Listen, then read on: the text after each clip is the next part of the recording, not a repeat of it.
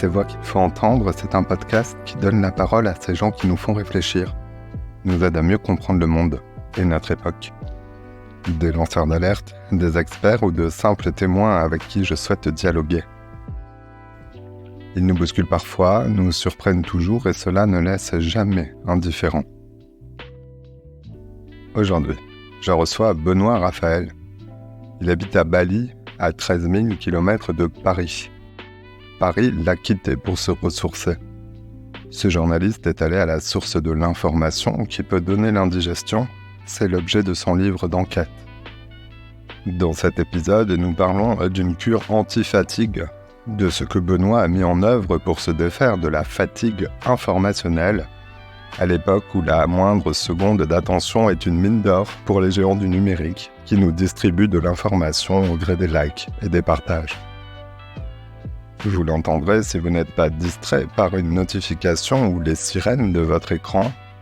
Benoît Raphaël me dit que les intelligences artificielles ne sont pas si malines et nous rappelle que derrière les robots, ce sont bien des humains qui en sont à l'origine. Alors, des neurosciences aux coulisses de la fabrique des nouvelles, comment naviguer dans le chaos de l'info ? Je m'appelle Simon Icard et vous souhaite la bienvenue dans ce nouvel épisode. Bonjour Benoît Raphaël. Bonjour. Tu es un journaliste et un entrepreneur expert de la transformation numérique et des médias innovants. Tu as fondé Flint, une plateforme en ligne qui permet de créer des bulletins d'information personnalisés. Et je te reçois aussi parce que tu es l'auteur du livre Information, l'indigestion, un manuel pour penser par soi-même dans le chaos de l'info. Il est paru aux éditions Erol. Alors vous l'avez compris, on va parler de ce chaos, de l'information, de la désinformation, de la fatigue aussi, qui est un thème qui revient beaucoup dans ce livre. Et tu nous diras peut-être aussi pourquoi tu penses que les robots et les humains sont souvent un peu cons. Tu le dis sans nous insulter dans ton livre, les robots d'ailleurs non plus, je précise, car tu as creusé le sujet de l'intelligence et du fonctionnement de nos cerveaux. Mais d'abord, Benoît, parlons de ton parcours. On va voir que ton histoire et le sujet de ce livre sont liés. Tu faisais quoi avant de décider de prendre un aller simple pour Bali et en quelque sorte t'y réfugier? Oui, alors c'est vrai que quand j'ai décidé d'écrire ce livre, enfin quand j'ai reçu la commande en fait des éditions Erol, j'étais à Paris, en France, donc en plein cœur du là où il faut être en France, visiblement, le bourdonnement social, etc. Et j'ai décidé de prendre un aller simple pour Bali au départ pour 2 mois, et puis finalement j'y suis resté, je suis pas rentré. Et donc je me suis retrouvé là-bas en me disant il faut que j'écrive ce livre sur le chaos de l'information, sur les robots, l'intelligence artificielle et la désinformation. Et étant tellement loin, je me suis dit finalement est-ce que ce sujet m'intéresse encore? Et j'ai réalisé que finalement j'étais en fait au cœur du sujet parce que prenant la décision extrêmement impulsive, j'ai plutôt agi par l'émotion pour le coup et pas vraiment par la raison, mais des fois l'émotion, l'impulsivité nous oblige, nous donne des coups de pied dans le derrière, si j'ose dire, pour nous pousser à avancer et à changer un peu de paradigme. Je me suis rendu compte que j'étais en plein cœur du sujet parce que quand je suis arrivé à Bali, la première chose en fait à laquelle on ne pense pas, on se dit c'est une île magnifique, il y a la mer, les gens sont heureux, etc. Tout ça, et il fait toujours chaud, mais c'est surtout qu'en fait il y a un décalage horaire de 6 heures.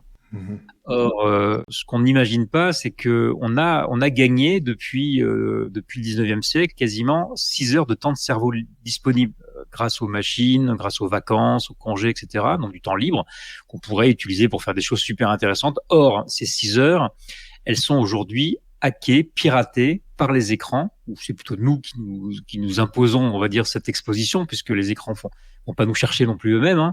Et donc on a ces 6 heures, on les passe devant nos écrans et parfois pour pas faire grand chose, à regarder simplement en continu les fils, etc., nos mails, on est submergé de notifications, etc. Et quand on est à Bali, on a 6 heures de décalage horaire, c'est-à-dire que, quand on se réveille le matin, la France dort, donc tout dort, notre téléphone dort, parce qu'il y a plus de notifications, il y a plus de mails, il y a plus d'informations, parce qu'on va pas écouter les infos qui sont passées diffusées à 1h du matin, c'est assez faible. Donc finalement, je me suis retrouvé à avoir 6 heures de déconnexion par jour. Et ces 6 heures ont tout changé. D'abord, elles m'ont permis d'écrire ce livre très rapidement. J'ai écrit plus de 700 pages en 4 mois. J'ai dû ensuite en enlever la moitié. J'ai pu se former à des nouvelles choses, une nouvelle langue. J'ai appris à faire du surf. Et ensuite, je voulais créer une formation sur ChatGPT, donc l'intelligence artificielle. Et j'ai appris, j'ai pris le temps d'apprendre sur YouTube, prendre des notes, etc. Donc, j'ai fait tellement de choses. Et je pense que dans notre vie, si on pouvait simplement économiser, récupérer 1 à 2 heures par jour, imaginez ce qu'on peut faire. 2 heures par jour de libre, en fait, c'est incroyable. On a souvent l'impression de ne pas pouvoir aller au bout de nos projets. On se dit, je le ferai demain. Finalement, peut-être qu'il nous manque simplement ce temps de déconnexion, en fait. On va voir, on va voir tout ça en détail. Alors, avant de te déconnecter et de profiter de ces 6 heures qui sont assez précieuses et que tu as mis à profit, je disais, tu es journaliste, tu as 15 ans à peu près, ou peut-être plus même de journalisme. Alors, pour nos auditeurs, tu es français, tu es à l'origine de nombreux médias numériques qu'ils peuvent avoir connus ou fréquentés. Alors, je donne les noms: Le Poste, Le Plus de l'Obs. Tu as aussi travaillé pour Europe 1. Donc, 15 ans de journalisme ultra connecté. Tu as quitté ça ou finalement c'est des aménagements que tu fais? Non, toujours, parce qu'en fait, je pense que quand on essaie de comprendre en fait le parcours qu'on a eu avec ses hauts et ses bas, on en revient toujours un peu. Qu'est-ce qui nous pousse en fait? Qu'est-ce qui nous pousse à faire les choses? Et moi, la mission quelque part un peu inconsciente au départ que je m'étais donnée, c'est d'aller d'abord d'une révolte. La révolte qui est que souvent on écoute un peu toujours les mêmes personnes. On va dire l'élite. On est en France, on est dans une société extrêmement hiérarchisée. Je trouve qu'un petit peu dépassée d'ailleurs dans la façon de voir les choses. Et donc moi je trouvais, et j'ai démarré en presse quotidienne régionale, donc en presse locale. Et la presse locale, on donne la parole aux gens. Et je pensais qu'il fallait à tout prix donner un maximum la parole à un maximum de gens, parce qu'on vit dans un monde complexe. On a besoin des réponses de tout le monde. Je pense qu'on s'enrichit de ça. Et donc, dès la presse quotidienne régionale, je donnais la parole. Quand Internet est arrivé, je me suis beaucoup intéressé au blog, que je trouvais être une véritable révolution, après les forums, etc. Puis les réseaux sociaux sont arrivés. J'ai créé avec le Post.fr le premier média participatif accompagné par les journalistes. Et toujours cette quête-là était de créer des médias innovants qui s'appuyaient sur des communautés, qui soient aidés à chacun à prendre la parole. Puis quand les médias sociaux se sont déployés, on n'avait plus besoin des médias pour donner la parole. Chacun la prenait par soi-même. Mais du coup là, ça crée beaucoup de chaos. Et ce chaos risquait en fait d'affaiblir la parole de chacun, puisque on a fini par dire Internet c'est une poubelle, quoi. Alors qu'en fait c'est pas une poubelle, c'est un grand désordre. Ce désordre crée des fake news, des choses qui sont pas toujours recommandables. Mais au milieu de ça, il y a des perles, il y a des richesses dont on doit s'emparer, parce que on a besoin de cette richesse d'information. Moi, j'en suis persuadé.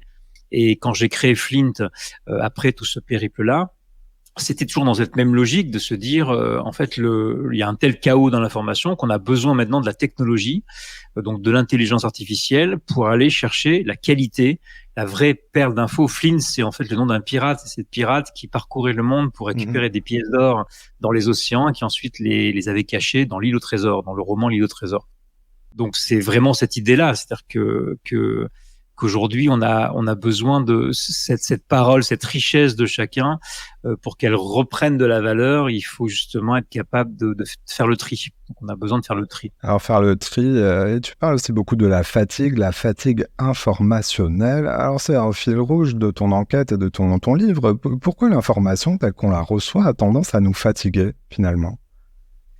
Parce qu'en fait, d'abord, il y a beaucoup de choses qu'on n'a pas compris dans notre façon d'être, dans la façon dont notre cerveau fonctionne. C'est que notre cerveau, il est capable de n'analyser qu'une information à la fois. Donc, on a cette espèce de neuromythe qui dit qu'on n'utilise que 10% de notre cerveau. En fait, c'est faux. Notre cerveau, quand on regarde quelque chose, on a quasiment plus de 60% de notre cerveau qui est mobilisé. Donc, c'est énorme.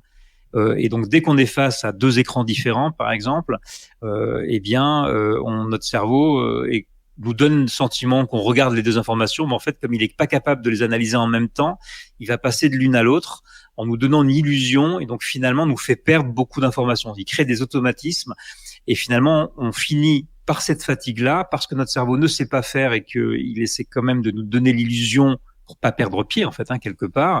On finit par avoir un regard dans l'information qui est en surface. Et cette fatigue informationnelle, elle est dangereuse parce que dans un monde qui est extrêmement chaotique, donc qui favorise évidemment la fatigue, il faut qu'on soit de plus en plus vigilant parce qu'il va falloir faire le tri. Il y a des fausses informations, il y a des manipulations. on utilise nos biais cognitifs. Parfois, on est manipulé par ces biais cognitifs qui sont utilisés par les autres. Et puis, on a nous-mêmes nos biais cognitifs, comme le biais de confirmation, qui fait qu'on va toujours aller chercher l'information qui nous ressemble plutôt que d'aller chercher la contradiction, par exemple. Donc, cet esprit critique qui devient essentiel aujourd'hui, il n'est possible que si l'on donne à notre cerveau la capacité de se reposer. Et ça, c'est difficile quand on est en permanence devant les écrans et qu'on est sollicité par beaucoup d'informations. Donc, c'est cette irruption en fait des écrans qui n'a pas facilité cette fatigue de notre cerveau. C'est pour ça que je pense que c'est essentiel, parce qu'on est dans un monde, on ne pourra pas arrêter le chaos. Ça va devenir de plus en plus chaotique, de plus en plus complexe. Et la seule solution qu'on peut opposer à ce chaos-là, c'est notre propre résilience, c'est être capable nous-mêmes de trier le vrai du faux, par exemple.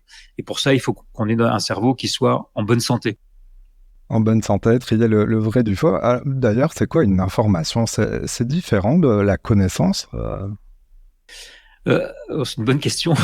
L'information, c'est l'info qu'on reçoit. Donc tout est information en fait. C'est pour ça qu'on parle de l'info, parce qu'en France, on a transformé le mot information qui veut tout dire, alors qu'aux États-Unis, on a the news et information. C'est pas la même chose. The news, c'est les nouvelles. Donc nous, on a tendance à dire info, on pense aux chaînes d'infos, aux sites d'infos, etc. Non, l'information, quand vous entendez le bruit du tonnerre qui annonce l'orage, c'est une information. Quand quelqu'un vous parle et que vous entendez quelqu'un d'autre qui vous parle à côté, c'est une autre information aussi. Les signaux que vous recevez, enfin tout ça est information. Or, l'information, elle est essentielle parce que c'est ce qui vous permet de vous nourrir. Si vous n'avez pas d'information de où se trouve la nourriture, eh bien, vous nourrissez pas. Donc, l'information, elle est même, et les études l'ont montré, les études sur le cerveau l'ont montré, l'information est considérée comme plus importante par notre cerveau que la nourriture elle-même, parce qu'elle va précéder en fait la nourriture. Donc c'est un élément essentiel. La connaissance, c'est la façon dont nous allons assimiler l'information. C'est-à-dire que ça passe notamment par l'hippocampe, c'est-à-dire qu'on va petit à petit, on va filtrer, on va se remémorer un certain nombre de choses, on va les faire rentrer au fur et à mesure de notre mémoire, et puis on va oublier d'autres choses pour pouvoir pour faire le ménage un petit peu quelque part, parce qu'on peut pas tout, évidemment, on peut pas se souvenir de tout, sauf pour ceux qui sont hypermnésiques. Et donc, ça, c'est la connaissance. Donc, c'est la façon dont on va assimiler, digérer l'information. Donc là, tu vois déjà qu'on est déjà en train de montrer l'information comme de la nourriture. C'est pour ça que je parle d'information d'indigestion, parce qu'en fait, il y a la nourriture qu'on a, puis ensuite on la digère, et puis ensuite ça va se transformer dans notre corps pour nous apporter du fer, l'ensemble des vitamines, des minéraux, des protéines dont on a besoin, de l'énergie dont on a besoin pour fonctionner.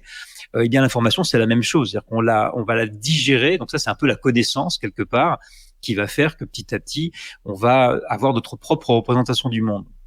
D'ailleurs, tu as introduit le concept d'information bio. Alors, c'est une image très parlante, en référence à l'industrie agroalimentaire et ses différentes évolutions. On connaît bien la malbouffe, donc tu parles de malinformation. Parle-nous des coulisses de la fabrique de l'information. Actuellement, beaucoup de gens ont l'impression que c'est un peu toujours pareil. Certains se déconnectent. Quand ça les fatigue, pas au point de les déconnecter, ils ont l'impression que c'est redondant, mais finalement, qui sont les producteurs d'informations, alors au sens français du terme, au sens des nouvelles, pour le coup? Oui, en fait, il s'est passé avec l'information ce qui s'est passé avec l'agriculture, l'agriculture de nos grands-parents, de nos arrière-grands-parents, selon l'âge que l'on a.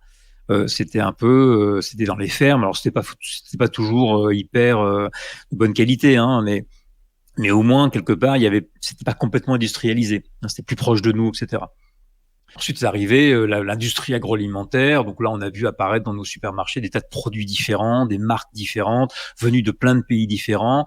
Évidemment, l'arrivée de la chimie aussi dans tout ça, de la souffrance animale, bon, etc. Et au bout d'un moment, on sait plus trop ce qu'on mangeait, quoi. C'est-à-dire, est apparu à ce moment-là, il y a plus de 20 ans maintenant, la crise de la vache folle. Qui a fait où on s'est rendu compte qu'on donnait à manger n'importe quoi aux animaux, des farines animales. On s'est dit, finalement, c'est quoi la traçabilité? On sait plus d'où vient la viande, comment elle a été traitée.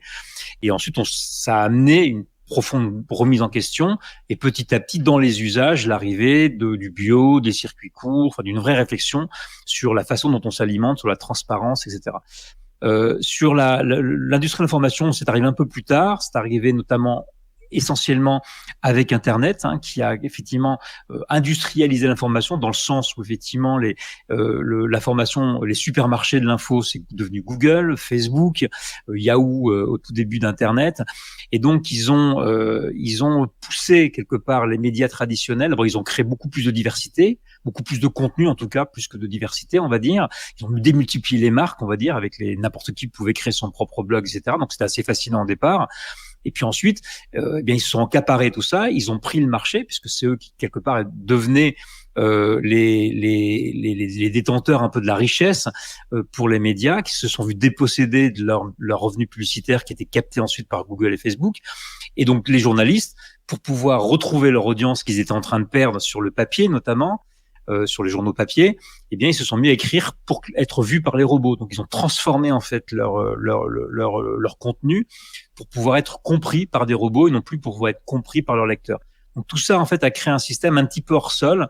Au bout d'un moment, effectivement, on sait plus trop d'où venait l'information, qui l'avait vraiment fabriquée. Donc on s'est posé la question de la transparence, de la traçabilité, etc.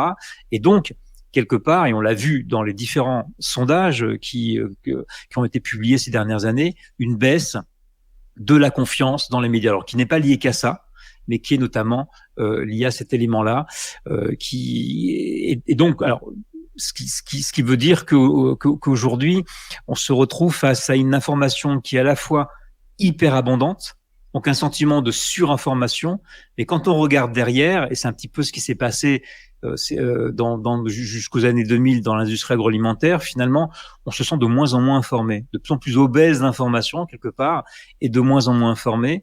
Et quand on recreuse encore un petit peu, on se rend compte que cette surinformation, en fait, elle est fausse. Il y a beaucoup de répétitions d'informations. Elle est souvent redondante. Donc, on retrouve finalement sur certains sujets des vrais déserts d'informations dont on ne parle pas. Et donc ça a créé un sentiment nous, on avait lancé un sondage en 2021, on avait posé la question aux gens, est-ce que vous vous sentez surchargé? Oui. Pourquoi? Parce que l'information, elle est toujours la même. Elle n'est pas utile. C'est un petit peu quand vous allez acheter un paquet de gâteaux, c'est bon, mais en fait, ça vous nourrit pas. Donc, c'est un petit peu la même chose. Elle n'est pas utile et elle est déprimante. Il y a vu ce reportage sur McDo où ce type-là s'était mis à manger McDo pendant 1 an et le premier truc qu'il avait remarqué, c'est pas seulement qu'il grossissait, c'est qu'il était déprimé. Et donc cette information déprimante, redondante, qui ne nous apporte pas grand-chose, elle a fait baisser évidemment la confiance dans les médias et elle entraîne aussi une fatigue informationnelle qui fait qu'on se détourne en fait des médias, alors qu'on n'a jamais eu autant besoin d'informations, eu autant besoin de réfléchir. Donc on voit bien qu'il y a une crise aujourd'hui. Et qu'il faut avoir les clés pour essayer d'en sortir. Alors, on imagine que l'information bio est une information donc a priori de qualité, produite par des journalistes, mais doit-elle être forcément payante? C'est ça la solution? C'est une vraie question. Ce que j'appelle moi l'information bio, alors c'est le terme de moi, mais c'est effectivement un peu, si on reprend l'analogie avec l'industrie agroalimentaire, c'est une info, alors qu'il y a un peu moins d'additifs normalement, a priori. On sait à peu près qui l'a écrit. On est vraiment sur la production d'informations. Vous savez que dans l'information, il y a les producteurs et les transformateurs, un peu comme dans l'industrie agroalimentaire. Le producteur, c'est celui qui produit la matière première, et le transformateur, c'est celui qui fait les paquets de biscuits, ce qui souvent prend la même matière et on va en faire plusieurs marques. Et les transformateurs de l'info, c'est les radios et les télés, qui produisent assez peu d'informations exclusives, sont plutôt ils vont récupérer l'info dans les dépêches AFP, dans la presse écrite, et ensuite ils vont en faire des contenus illustrés et faciles à comprendre. Les vrais producteurs d'info, c'est la presse écrite essentiellement et les dépêches notamment AFP. Donc une fois qu'on a compris ça, en fait les producteurs bio, c'est souvent de la presse écrite parfois, qui vont produire eux-mêmes l'information et avec leurs moyens. Donc elle est bio, elle est plus chère parce que forcément, donc elle est réservée un peu à une élite, d'à peu près, selon mes calculs, à peu près 6% de la population qui est capable ou qui va se payer cette information-là. Donc en même temps, c'est important parce que ce modèle-là d'information payante, il permet de soutenir une information de qualité dont on a besoin, qui d'ailleurs va ensuite venir alimenter les transformateurs d'infos, donc les télés, etc. Donc, ça fait du bien à l'écosystème de l'info. En revanche, en fait, pour se la payer, il faut avoir de l'argent. Alors, on me dirait, oui, mais c'est que 5 euros par mois, ou 6 euros, ou 9 euros. Oui, d'accord, mais quand vous rajoutez ça avec Netflix, Spotify, plus tout ce que vous avez à payer, plus l'inflation, au bout d'un moment, ça devient compliqué. Et surtout, si vous voulez avoir une diversité de points de vue, vous voulez pas lire que Le Monde, vous voulez pas lire que l'Express, ni que Libération, etc., ni Valeurs Actuelles si vous êtes d'extrême droite, ou l'humanité, vous avez besoin d'avoir un peu des points de vue différents. Avant, vous achetez le journal, vous pouviez acheter sur un gros événement 3 journaux. Là, vous devez vous prendre 3, 4 abonnements. Donc, du coup, vous montez automatiquement les coûts et vous arrivez, si vous voulez être bien informé aujourd'hui, il faut payer 100 € par mois. Donc, qui peut se payer ça? Donc, ça crée en fait une sorte de gentrification de l'information, hein, comme on dit souvent dans les quartiers où il y a les bobos qui mangent bio justement, qui s'habillent aussi avec des trucs vegan, tout ça. Et c'est super, c'est très bien. Mais en même temps, il y a qu'eux qui le font. On est dans un petit cercle et ça renferme à nouveau l'information telle qu'elle était enfermée un peu avant. Et finalement, ceux qui n'ont pas d'argent, ils récupèrent la merde, quoi. Alors revenons à ces smartphones, ceux qu'on a plus ou moins tous entre les mains, qui sont surtout des écrans, tu le rappelles, et tu dis que la seule fonction d'un écran, c'est d'ailleurs de distribuer de l'information. Alors tu es allé creuser ce sujet, le sujet des neurosciences, tu nous en as parlé un petit peu tout à l'heure, pour voir ce que la réception d'une notification fait à notre cerveau. Tout commence quelque part par là, par quelque chose de chimique, de cérébral. J'ai dû m'intéresser aux neurosciences. Moi, je suis journaliste, je suis pas un spécialiste des neurosciences. Je me suis beaucoup intéressé à l'intelligence artificielle, qui fait aussi partie des réflexions qu'il y a dans ce livre. Donc, j'ai dû m'y intéresser, apprendre. J'ai discuté avec des neuroscientifiques, dont un d'ailleurs a relu mon livre pour éviter que je raconte trop de bêtises. Et je trouvais que c'était essentiel, et d'ailleurs qu'il était essentiel que chacun s'y intéresse aussi. C'est d'ailleurs une science dont on parle beaucoup en ce moment. Alors d'abord, l'écran. Pour comprendre ce qui fait notre cerveau, le premier truc qu'il fait, il nous donne pas l'information, il nous éclaire. C'est con, il nous éclaire avec de la lumière. Et la lumière, en fait, ça dit à notre cerveau, attention, reste éveillé, il fait jour. Parce que le cerveau, il comprend pas. Et donc, il fait jour, donc ne t'endors pas. Donc, ce qui fait que parmi les 6 heures qu'on a récupérées dans notre de temps disponible, en fait, on a perdu du temps de sommeil aussi. Parce que effectivement, l'écran nous fatigue de toute façon déjà par le fait qu'il y a une lumière. La deuxième chose, c'est que quand on reçoit une notification sur un écran, imaginez que vous êtes en train de lire votre mail ou en train d'écrire quelque chose et vous recevez une notification. Du coup, vous passez à un autre écran. On a l'impression que c'est instantané, on passe d'un écran à l'autre, ça va, puis on est super. Les gens disent qu'on est multi-écran, multitask, c'est trop bien, mais en fait, c'est un mythe, parce que derrière, qu'est-ce qui se passe? Notre cerveau, pour passer d'une tâche à une autre, il doit se rebooter quelque part ou passer d'un sillon à un autre. Et ça lui prend de l'énergie, quasiment 20-50% d'énergie, donc il doit se rebooter derrière. Donc, ce qui fait que vous vous fatiguez, donc ça, si vous passez d'un écran à un autre, vous vous fatiguez, et surtout, vous perdez des informations en chemin, parce que vous devez rebooter à chaque fois. Donc, cette faiblesse, je dirais, quelque part du cerveau, qu'on pourrait appeler faiblesse, mais si on est transhumanisme, en fait, c'est juste, c'est comme vous avez un corps, quoi, donc vous n'allez pas non plus courir 100 km d'un coup. Donc, au bout d'un moment, il y a des limites à notre cerveau, il faut jouer avec, et quand on n'en tient pas compte, et les écrans entretiennent une illusion quelque part que notre cerveau est illimité, qu'on peut absorber plein d'informations. Or, ça nous fatigue très vite et ça pose des tas de problèmes de concentration, de difficulté à faire du travail, ce qu'on appelle du travail profond, c'est-à-dire vraiment à s'intéresser à un sujet, à aller jusqu'au bout. Donc, à la fin, même les experts survolent les sujets. Et à la fin, finalement, personne ne connaît vraiment profondément les sujets, même les experts. Et on a tous l'illusion qu'il y a une espèce de connaissance comme ça. Et en fait, quand vous creusez un petit peu, il y a un exercice que conseille un livre que je cite dans le bouquin, qui dit essayez le jeu des questions d'enfant. C'est pourquoi le ciel est bleu, puis pourquoi il est comme ça, puis pourquoi. En général, on n'arrive pas au-delà de la deuxième question. Donc, on a tous une vision complètement superficielle du monde. Et c'est de là que naissent les fake news. Et c'est de là que naissent les approximations. Quand vous réalisez, quand vous allez un petit peu dans les salons avec les ministres, les grands journalistes, etc., et que vous vous rendez compte que tout le monde survole, en fait, tout, parce que tout le monde est épuisé, en fait, vous comprenez pourquoi ce pays est dirigé un peu n'importe comment. Alors, je le dis à nos auditeurs, nos auditrices, on vous surveille pas, mais il y a fort à parier que vous ayez été peut-être dérangé par une notification pendant cet épisode, voire même que vous ayez consulté en même temps les réseaux sociaux. Alors, même si vous êtes déconcentré, c'est pas très grave, mais revenons donc au sujet des réseaux sociaux. La distribution de l'information est opérée souvent par les réseaux sociaux. En tout cas, c'est un moyen de découvrir de nouvelles informations, de nouveaux contenus ou même des influenceurs. Derrière cela, on le sait un peu tous, mais c'est flou pour nous, il y a des algorithmes, des robots. Ils apprennent, ils s'adaptent à notre façon de réagir, justement. Ils apprennent ce qu'on like, ce que l'on partage, ce que l'on commente. Et tu fais la réflexion selon laquelle, pour parler d'intelligence artificielle, il faudrait déjà commencer par retirer le mot d'intelligence. Alors pourquoi tu nous dis ça? Tout le monde est bête, les robots d'abord? Oui, parce que d'abord, on l'a vu avec l'événement de ChatGPT ces derniers mois, où tout le monde s'est mis, et même certains scientifiques d'ailleurs, de façon très non scientifiques.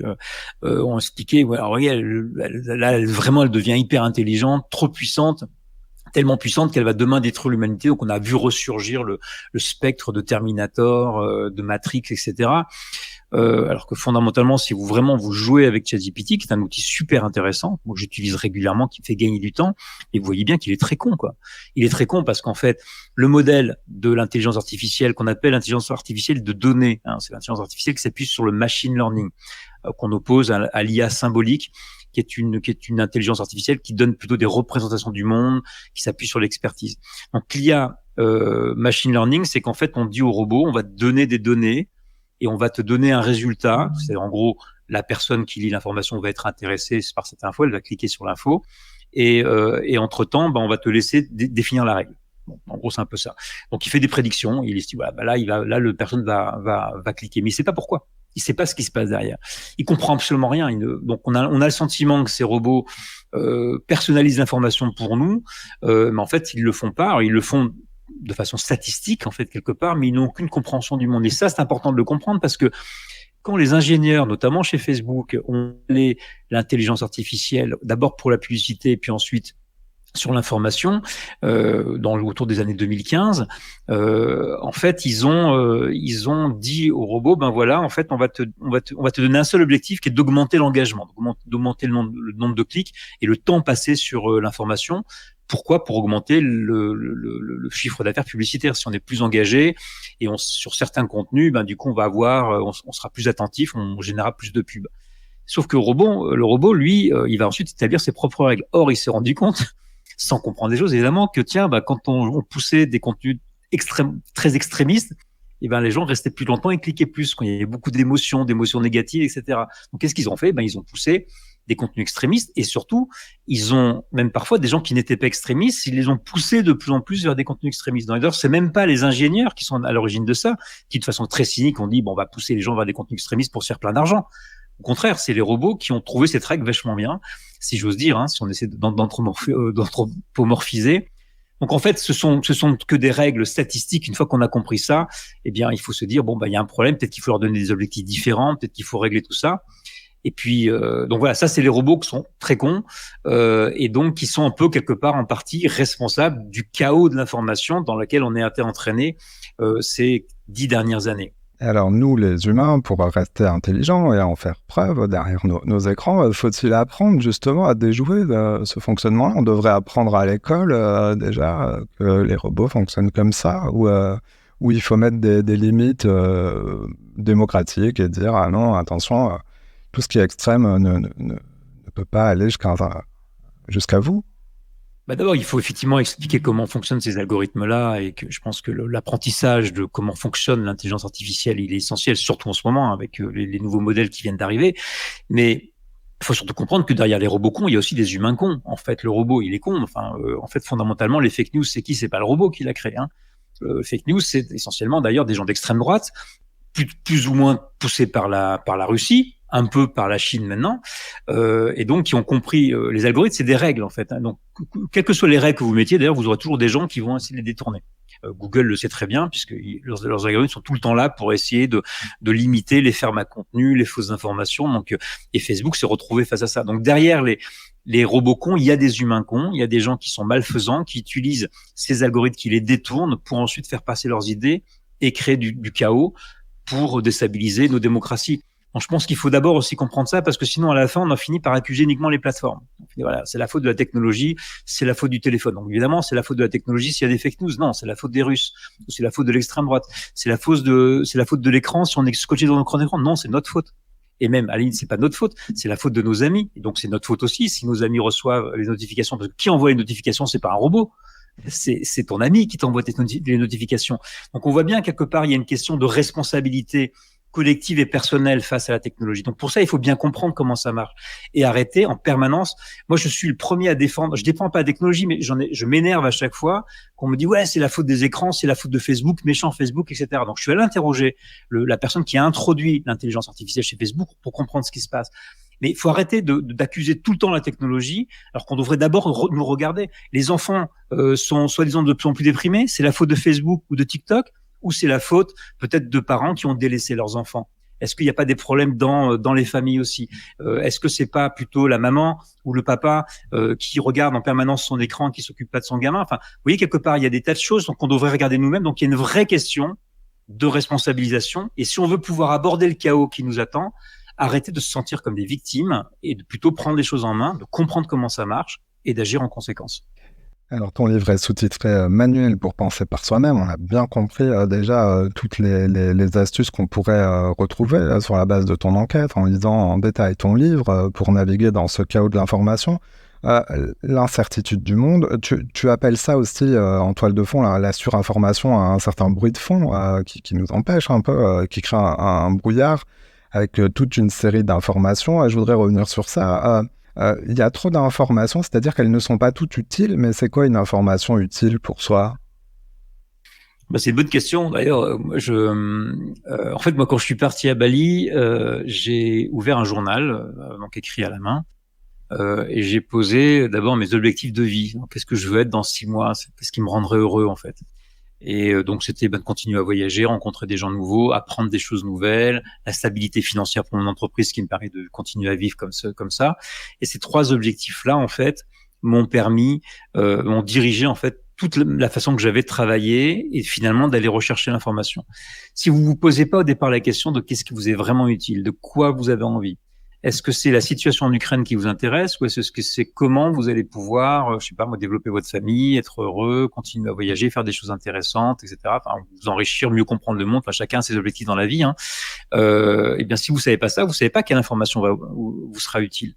Donc, l'utilité de l'information, c'est pas décrété par un grand professeur ou une académie de l'information. C'est a priori, c'est vous qui le décidez. Mais si on sait pas trop ce qu'on fait, si on sait pas trop ce qu'on veut faire de la vie, eh bien déjà, on a du mal à le savoir. Mais pour pouvoir se poser ces vraies questions, il faut un peu d'introspection. Et pour avoir un peu d'introspection, il faut un peu se déconnecter parce que si on est en permanence dans le flot de l'info, mais aussi ce flot social, du regard social, de la comparaison sociale qu'on a vis-à-vis des autres, on ne s'en sort plus, on sait même plus. Moi, quand j'ai quitté Paris, je sais même plus exactement qui j'étais, quoi. Alors, c'était quoi, c'est quoi la réussite? C'est quoi la réussite de ma vie? Qu'est-ce qui fait que je suis quelqu'un de bien ou pas bien? En fait, j'arrêtais pas de me comparer aux autres parce que sur les réseaux sociaux, on se compare tout le temps. Puis tout le monde te regarde, tout le monde te fait un commentaire. Tu vois, mais tu devrais être comme ça. Ouais, t'es vachement doué là-dedans. Tu devrais avoir réussi ça.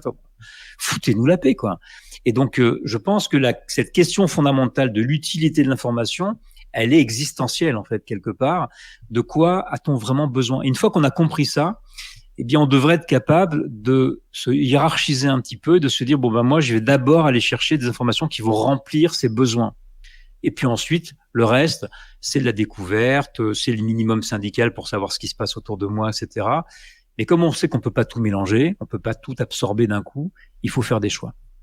Tes lecteurs ou tes futurs lecteurs, après t'avoir entendu, pourraient donc découvrir en détail tout ça, et notamment le fait que tu fais l'expérience du silence, dire tout bonnement, mais on l'oublie un peu. En ce sens, c'est aussi très inspirant. Alors, le temps file à toute allure et presque aussi vite qu'une information sur un écran de smartphone. On arrive au moment de la question bonus. Vous le savez, j'ai l'habitude de demander à chaque invité de nous parler d'une voix qu'il ou elle nous conseille d'entendre. Alors, Benoît, quelle voix nous proposes-tu d'entendre, de lire, de découvrir? Quelle voix as-tu choisi? Alors au départ, j'avais pensé effectivement à ce neuropsychiatre dont le livre m'a un peu provoqué l'écriture de ce livre qui s'appelle Cerveau et silence. L'auteur s'appelle Michel Levin-Kien parce qu'il s'est rendu compte que le bruit informationnel dans lequel il était plongé, par son hyperactivité, a eu des conséquences physiques puisque ça paralysait en fait son visage. Donc il se rend compte que l'information, c'est une question de santé publique parce qu'effectivement, ça atteint aussi notre système physique, ça accélère le cœur, ça peut poser des problèmes de diabète. Enfin, donc mal s'informer, c'est aussi une question de santé physique. Donc ça m'a permis de comprendre ça et j'ai tout de suite fait le lien du coup avec l'alimentation. Mais l'auteur dont je voudrais parler, je pense que c'est une voix qui s'est éteinte l'an passé, qui est un poète que je cite d'ailleurs dans le livre, qui s'appelle Christian Bobin. Et un des livres, moi, qui m'a le plus touché, s'appelle L'Homme Joie. Et dans L'Homme Joie, Christian Bobin parle des minutes suspendues. C'est quoi ces minutes suspendues? C'est un moment, il était au pied d'une cathédrale, il jouait avec la rivière, etc. Et c'est ces moments où on se sent, ils sont très différents pour chacun, on se sent vivre en fait, on se sent particulièrement vivant. Donc ça peut être dans un endroit magnifique, sous les étoiles, où on est en train de courir, on est avec des amis, ou simplement on est tout seul, on se sent connecté au monde. peu importe, sont des moments d'intense poésie, je dirais, quelque part, et qui sont personnels à chacun, et tout le monde en a, ces minutes suspendues. Et je pense que se raccrocher à ces minutes suspendues par moment, c'est une façon un petit peu comme on se raccroche comme ça à une corde qui va nous sauver quelque part. On a besoin de les retrouver parce que ce sont ces moments-là qui sont les moments les plus vivants de notre vie. Et je pense que la conclusion de ce livre, c'est de bien comprendre ça et d'essayer d'aller en quête de ces minutes suspendues qui, à mon avis, sont essentielles si l'on veut pouvoir être en maîtrise de sa vie et si possible être heureux. Benoît Raphaël pour Information, l'indigestion, donc aux éditions Erol. Merci d'être passé dans cette émission. On te retrouve quand même sur les réseaux sociaux. Tu n'as pas tout coupé. Non, mais je produis donc sur les réseaux sociaux. Et j'ai aussi une newsletter qui est une lettre du dimanche auquel on peut s'abonner si on va sur Flint. Et donc sur les réseaux sociaux, essentiellement sur LinkedIn, où c'est là où j'échange le plus avec ma communauté.